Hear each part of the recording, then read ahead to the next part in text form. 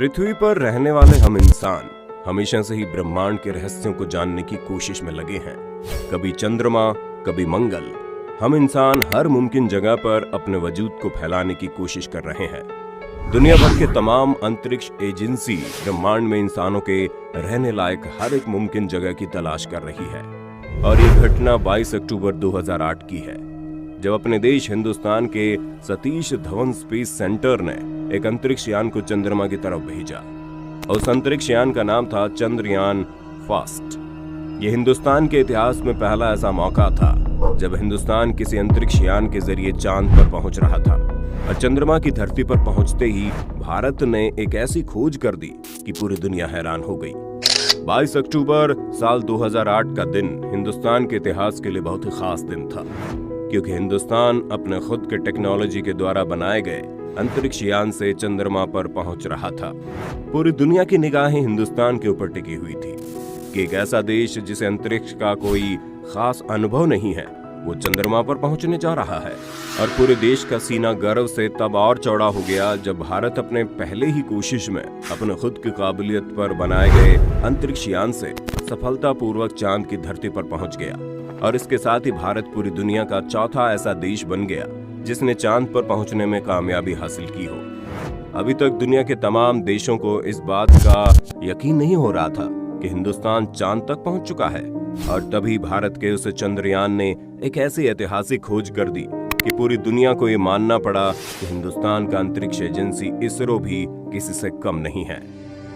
हिंदुस्तानी वैज्ञानिकों द्वारा बनाए गए चंद्रयान फर्स्ट का मुख्य मिशन था चांद की ऑर्बिट में हिंदुस्तान की खुद की बनाई हुई स्पेसक्राफ्ट को भेजना और जितना अधिक हो सके चांद के बारे में साइंटिफिक जानकारियों को इकट्ठा करना। लेकिन वैज्ञानिकों ने इस अंतरिक्ष यान में एक सब सैटेलाइट भी लगाया था, जिसे चांद की सतह पर टकराकर ये जानना था कि हम भविष्य में चांद की सतह पर सॉफ्ट लैंडिंग कैसे कर सकते हैं। लेकिन किसी को नहीं पता था कि चांद पर लगी एक टक्कर एक ऐसी बात की जानकारी देगी जिसका पता दुनिया भर के वैज्ञानिकों ने पिछले 50 सालों में भी नहीं लगाया था। और वो जानकारी थी चंद्रमा की सतह पर भी पानी है और वहां भी बारिश होती है।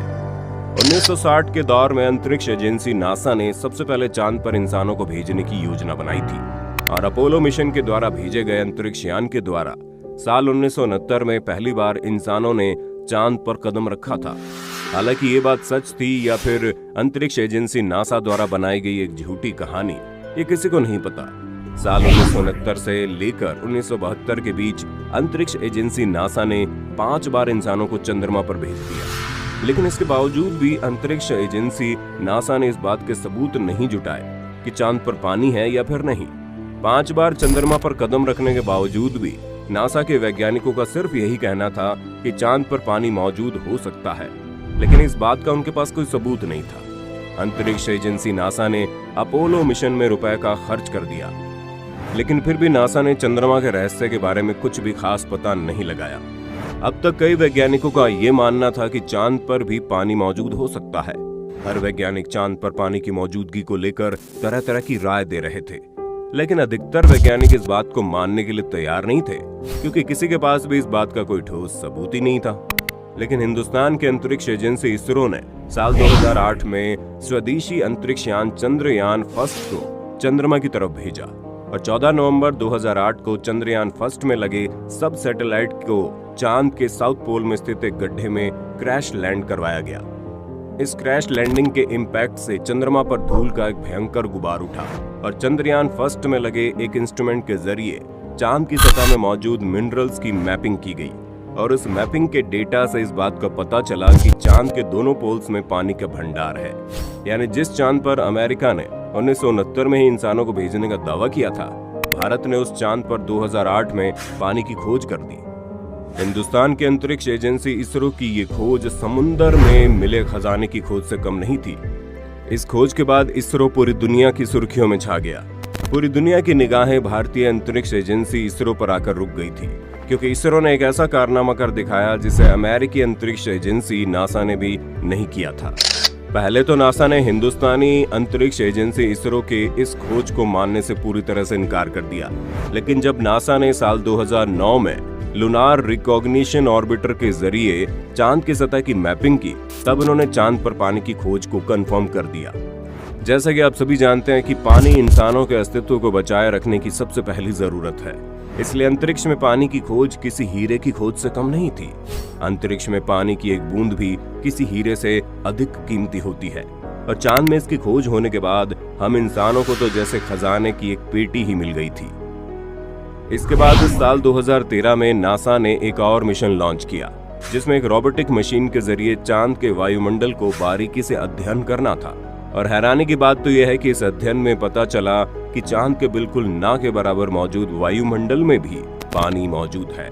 इसके बाद वैज्ञानिक इस बात को पता लगाने में जुट गए कि आखिर चंद्रमा के ऊपर एक पतले से वायुमंडल में पानी कैसे आया, क्योंकि चांद के पास ना तो कोई अच्छा खासा वायुमंडल है, और अगर है तो वो बिल्कुल ना के बराबर, और ना ही चंद्रमा के आसमान में कोई बादल मौजूद है। तो आखिर ये पानी आया कहां से? वैज्ञानिकों के लिए बहुत ही इंटरेस्टिंग टॉपिक था। आप जानते ही होंगे कि उल्कापिंड अपने पीछे एक लंबी पूंछ की तरह बनावट किए आगे बढ़ता है। उल्कापिंड का ये पूंछ चट्टानों के टुकड़ों और धूल से बना होता है। हमारी धरती जब ऐसे ही किसी उल्कापिंड के पूंछ से गुजरती है, तो उस पूंछ में मौजूद छोटे छोटे पार्टिकल्स या फिर पूरा का पूरा उल्कापिंड ही धरती के वातावरण में आते ही जलकर खत्म हो जाता है, जिसे हम आम भाषा में टूटता हुआ तारा भी कहते हैं। जब यही बारीक पार्टिकल या फिर उल्कापिंड चांद की तरफ बढ़ते हैं, तो चांद पर कोई भी वातावरण मौजूद न होने की वजह से वे आसानी से चांद की सतह से टकरा जाते हैं, और टकराव से चांद की सरफेस में कंपन उत्पन्न होता है। जैसा कि वैज्ञानिकों ने पहले ही बताया कि चांद की सतह के एक पतले परत के नीचे सुरक्षित रूप से पानी मौजूद है। जब कोई उल्कापिंड चंद्रमा की सतह से टकराता है, तो उस टकराव से इतनी एनर्जी रिलीज होती है कि चंद्रमा की सतह के नीचे मौजूद पानी के पार्टिकल तेज रफ्तार के साथ चंद्रमा की सतह से बाहर आ जाते हैं, और चंद्रमा का गुरुत्वाकर्षण बल कम होने की वजह से ये पानी का पार्टिकल ऊपर सीधे अंतरिक्ष में चला जाता है। और यही वो पानी है जिसे नासा के रोबोटिक मशीन ने चंद्रमा के वायुमंडल में डिटेक्ट किया था। और यही वो प्रक्रिया है जिसकी वजह से वैज्ञानिकों को लग रहा था कि चंद्रमा पर उल्टी बारिश होती है। पानी आसमान से जमीन की तरफ नहीं, बल्कि जमीन से आसमान की तरफ बढ़ता है। इस महत्वपूर्ण खोज ने हमें यह बताया कि पानी केवल चंद्रमा के दोनों पोल पर ही नहीं, बल्कि चंद्रमा की पूरी सतह पर मौजूद है, जो चंद्रमा की सतह से 3 इंच नीचे से 10 फुट की गहराई तक मौजूद है। लेकिन अफसोस की बात यह है कि चंद्रमा पर मौजूद ये पानी बहुत ही कम मात्रा में है। अगर आपको आसान शब्दों में समझाएं तो चंद्रमा पर अगर आपको 1 कप पानी की जरूरत होगी, तो उसके लिए आपको चंद्रमा के 900 किलो मिट्टी को निचोड़ना पड़ेगा। यानी कि चंद्रमा की मिट्टी में भले ही पानी मौजूद है, लेकिन इसके बावजूद चंद्रमा का धरती बेहद ही सूखा हुआ है। बिल्कुल वैसे ही इंसानों द्वारा अंतरिक्ष में की गई ये खोज किसी चमत्कार से कम नहीं। इंसान एक लंबे समय से इस खोज में जुटा हुआ है कि क्या इस ब्रह्मांड में पृथ्वी जैसा कोई और भी जगह मौजूद है जो इंसानों के रहने लायक हो, जहाँ इंसानों के लिए हवा और पानी मौजूद हो। इसी बात को जानने के लिए नासा सहित दुनिया भर के अंतरिक्ष एजेंसी दशकों से कोशिश में जुटे हैं, और आखिरकार ये चंद्रमा पर पानी की खोज में सफल हो ही गए। दुनिया भर के अंतरिक्ष एजेंसी सहित अपने हिंदुस्तान का अंतरिक्ष एजेंसी इसरो के द्वारा लगातार अंतरिक्ष के रहस्यों और दूसरे ग्रहों पर पानी और जिंदगी को ढूंढने की कोशिश जारी है। आने वाले समय में भी इसरो चंद्रमा पर अपने और भी अंतरिक्ष यानों को भेजने की योजना बना रहा है, और मुमकिन है कि हर बार की तरह भारतीय अंतरिक्ष एजेंसी इसरो इस बार भी कुछ न कुछ ऐतिहासिक जरूर करेगा। साल 2019 में इसरो ने एक ऐसे ही अंतरिक्ष यान को चंद्रमा पर उतारने की कोशिश की थी, लेकिन दुर्भाग्यवश इसरो की दूसरी कोशिश सफल नहीं हो पाई। इसरो ने अपने अंतरिक्ष यान को चंद्रमा के एक ऐसे छोर पर उतारने की कोशिश की जहां पर आज तक कोई भी नहीं पहुंच पाया है। इस ऐतिहासिक कोशिश में जब अंतरिक्ष यान चंद्रमा से कुछ 100 मीटर की दूरी पर ही था, तभी उसका पृथ्वी से संपर्क टूट गया। हालांकि इसरो इसके बावजूद भी चंद्रमा पर जाने के अपने और अभियान को जारी रखा हुआ है।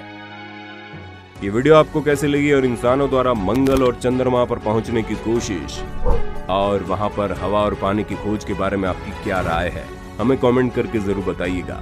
वीडियो अच्छी लगी तो लाइक कीजिए, और अगर आप हमारे चैनल पर नए हैं तो जल्दी से जल्दी सब्सक्राइब करके बेल आइकन को ऑन कर देना, क्योंकि हम आपके लिए ढेर सारी जानकारियों वाली वीडियोस लाते रहते हैं।